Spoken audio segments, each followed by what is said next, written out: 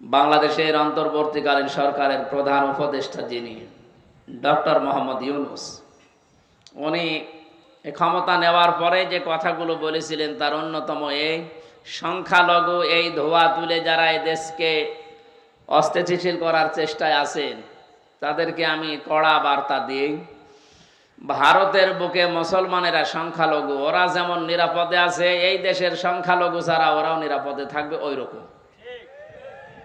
আপনি সহ্য করতে পারবেন? মসজিদ ভেঙ্গে দিয়ে মন্দির বানানো হচ্ছে, এই বাংলাদেশে এরকম ইতিহাস নেই। আছে কিন্তু প্রতিবেশী রাষ্ট্রে আছে।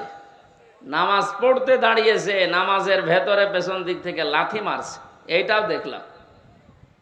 এদেশে পূজা করছে, পূজারত অবস্থায় কাউকে মেরে ফেলেছে, লাথি দিচ্ছে। আমরা এটা দেখতে তো পাইনি, কোনোদিন শুনিও নি।